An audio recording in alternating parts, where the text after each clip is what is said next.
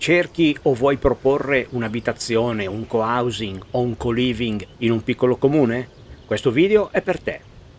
Se stai cercando una casa in un piccolo comune italiano, da comprare o affittare, per andarci a vivere davvero, probabilmente ti sei già accorto o accorta di una cosa piuttosto assurda. I borghi sono pieni di case vuote, ma trovare quelle realmente abitabili è molto più difficile di quanto potrebbe sembrare. Sulla carta sembra tutto semplice.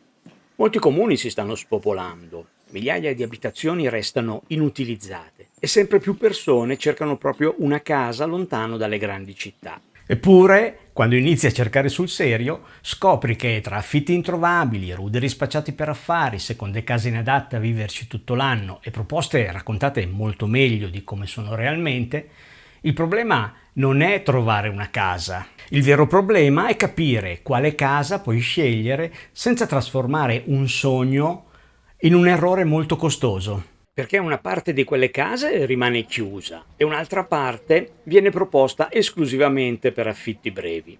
Ormai basta avere una finestra che guarda vagamente verso una montagna e molti proprietari pensano di possedere un resort di Cortina. Casa della nonna, mobili del 1973, bagno color avocado, 120 euro a notte.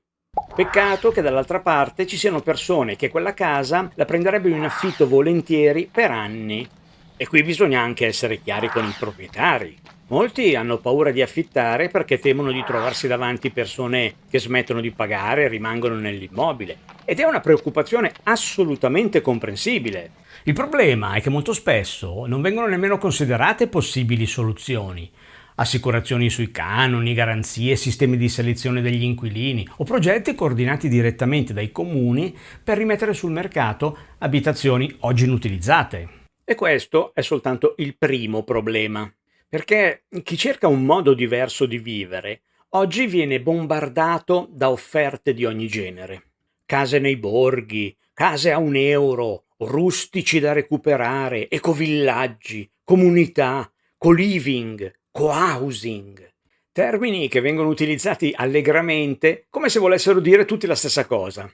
Ma, ad esempio, co-housing e co-living non sono la stessa cosa. Case a 1 euro, rustico da recuperare, ci sono 1000 variabili da considerare. Ed è proprio qui che cominciano i problemi. Perché dietro una splendida fotografia e parole come comunità, condivisione, natura, sostenibilità e nuova vita, può esserci un progetto molto serio. Oppure qualcosa che sarebbe meglio analizzare con molta attenzione prima di consegnare soldi, beni, magari i risparmi di una vita. Il problema riguarda soprattutto chi, magari arrivato a una certa età, cerca compagnia, sicurezza o una soluzione abitativa alternativa. Esistono realtà comunitarie splendide, ma esistono anche organizzazioni ambigue, progetti economicamente insostenibili, strutture nelle quali non sono chiari i diritti, obblighi, proprietà, responsabilità e condizioni di uscita. E spesso la parola comunità suona molto meglio prima di entrarci che quando si cerca di uscirne. Poi abbiamo il fantastico mondo degli annunci immobiliari sui social. Video emozionale, drone, tramonto, musichetta, occasione irripetibile nel cuore della natura, prezzo incredibile. Sì, effettivamente incredibile. Poi scopri che il famoso casale immerso nel verde si raggiunge percorrendo 4 km di strada sterrata, gli ultimi 2 probabilmente con un mulo e d'inverno forse nemmeno con l'elicottero. Però c'è una vista bellissima, sempre che riesci ad arrivarci. Naturalmente non significa che quell'immobile sia necessariamente un cattivo acquisto. Significa semplicemente che un immobile non può essere valutato guardando 4 fotografie, il prezzo al metro quadrato o basandosi su emozioni percepite in un giorno di sole. Bisogna capire dove si trova, come ci si arriva, come è costruito, in quali condizioni si trova. Bisogna capire che cosa serve veramente per ristrutturarlo e soprattutto quanto costa trasformarlo in una casa confortevole per 12 mesi all'anno. Perché un altro grande classico sono i ruderi romantici da ristrutturare con il fai da te. Quelli dove qualcuno guarda quattro muri storti, un tetto mezzo crollato e dice: qui faccio quasi tutto io. Certo, come no? Muratore, elettricista, idraulico, serramentista, tecnico energetico e restauratore nei fine settimana. E con 30.000 euro viene fuori una reggia. Sì, forse su Minecraft. Una vecchia casa può essere un magnifico investimento, ma bisogna considerare consolidamento, tetto, umidità, drenaggi, isolamento, impianti, serramenti, riscaldamento, pratiche edilizie, eventuali vincoli, accessibilità del cantiere e mille altre cose che nelle fotografie dell'annuncio, curiosamente, non compaiono mai. Poi c'è un problema ancora più sottovalutato. Molte abitazioni nei piccoli centri sono nate come seconde case o abitazioni per uso saltuario. Una cosa è trascorrerci 15 giorni ad agosto, un'altra è viverci a gennaio, magari a 900 metri di altitudine, con muri freddi, ponti termici, umidità, un impianto di riscaldamento dimensionato male e una bolletta che potrebbe essere utilizzata come garanzia per chiedere un mutuo. E non basta controllare la casa, bisogna controllare anche quello che c'è sotto, sopra e intorno alla casa. Rischio sismico, frane, alluvioni, dissesto idrogeologico, stabilità dei versanti, accessibilità, ma anche vincoli architettonici, oltre naturalmente ad acqua, fognatura, connessione internet, servizi sanitari, negozi, trasporti.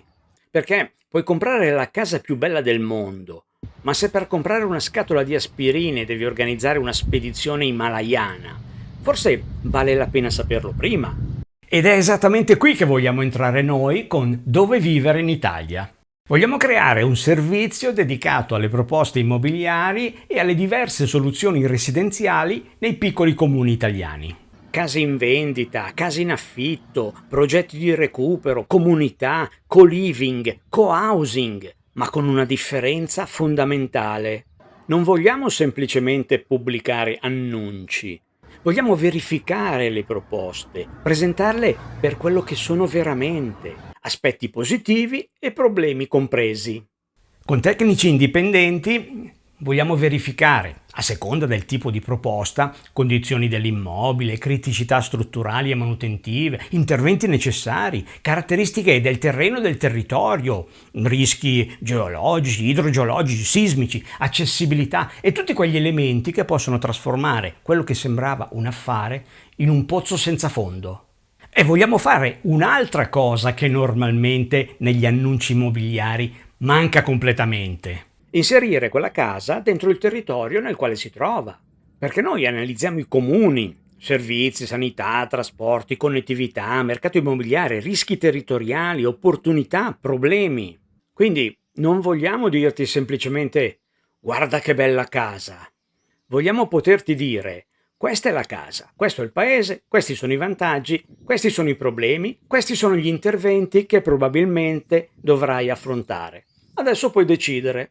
Molto meno romantico, molto più utile.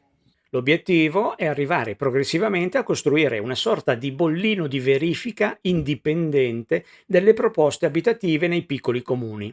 Non una certificazione pubblica e non una garanzia che sostituisce le verifiche previste dalla legge, naturalmente, ma un sistema nel quale una proposta presentata attraverso Dove vivere in Italia sia stata prima analizzata seriamente e non semplicemente confezionata per sembrare irresistibile. E quindi il primo invito è rivolto ai proprietari di immobili, alle agenzie, ai gestori di comunità, co-housing e co-living.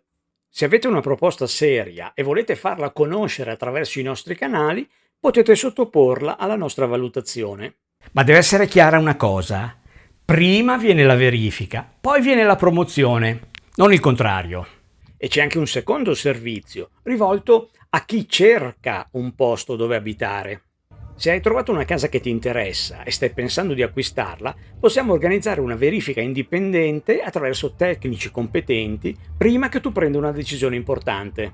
Perché spendere qualcosa prima per capire che cosa stai comprando evita quasi sempre di spendere enormemente di più dopo, quando scoprirai veramente cosa hai comprato. E sì, questi sono servizi a pagamento. perché una verifica seria richiede professionisti, sopralluoghi, tempo, competenze e responsabilità. Le informazioni realmente utili raramente sono quelle che si trovano gratis sotto una fotografia con scritto affare imperdibile. Se stai scegliendo dove investire i tuoi risparmi e magari dove trascorrere i prossimi 40 anni della tua vita, probabilmente qualche verifica in più e qualche illusione in meno sono un investimento piuttosto intelligente. Noi vogliamo offrirti esattamente questo: meno annunci, meno favole, meno sorprese. E molte più informazioni per scegliere davvero dove vivere in Italia. Contattami, il link è qui sotto.